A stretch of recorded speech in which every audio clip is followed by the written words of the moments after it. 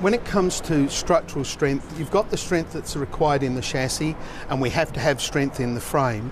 We also have to have strength in the walls here. Now, using a combination of the right walls and the right frame, you'll notice that I have radius top doors, and one thing you'll find, you won't find a Sunland that's got a crack or a joint above the door. That's because the structural strength in a weak area on my vans is actually a strength area where we'll put a 75 or a 50 structural supports, additional supports in all these weakened areas. When we look at the frame later, I'll show you what that looks like from the inside, but from the outside, this type of cladding, this type of arrangement is absolutely phenomenal. So you can see on this one, the framing where we're talking about the arch and how we're talking about the thickness of the surrounds. This is an incredibly strong support here. Again, something incredibly important that I want to tell you. We don't use the composite, or we do use composite panels if it's requested.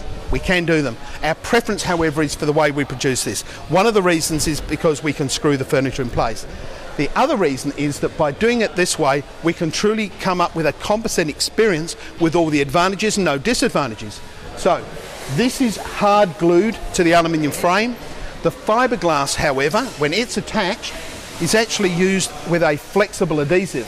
The reason is aluminium expands and contracts at a different way to fiberglass, at a different rate. So if this is solidly attached to the fiberglass, there's no room for the movement. Eventually it's going to delaminate. So if you build a wall with an aluminium frame inside the fiberglass panel, delamination is going to happen. It's just a question of when, not if.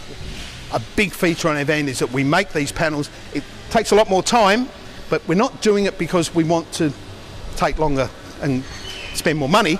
We're doing it because it's the best way to build a caravan. Where we have structural stresses and strains, we go from that 25 to something like, in this case, a 50 by 25 that runs along the bottom rail and over the wheel arch. Now, if you have a look at a lot of timber frame caravans, you'll find that they are made up of pieces, quite often just stapled together to create the shape.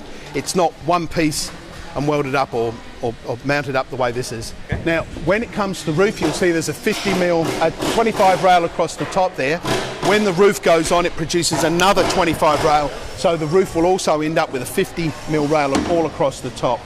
Look, a lot of people over the years have asked me, why did we go to aluminium? We did start off with timber frames like everybody else.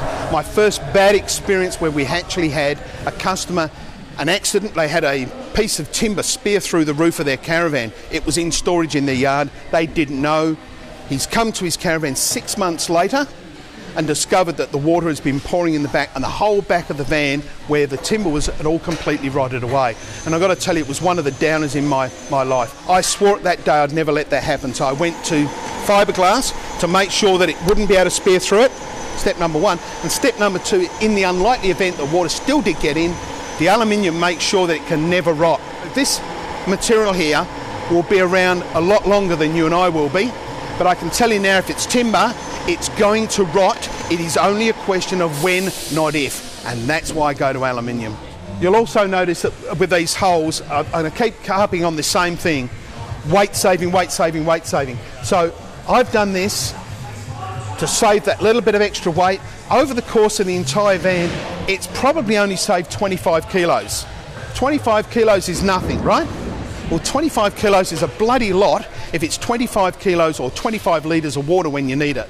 You didn't have the ability to carry it because the van was too heavy, as opposed to one that simply isn't too heavy because I went to the trouble of drilling this all out in the first place.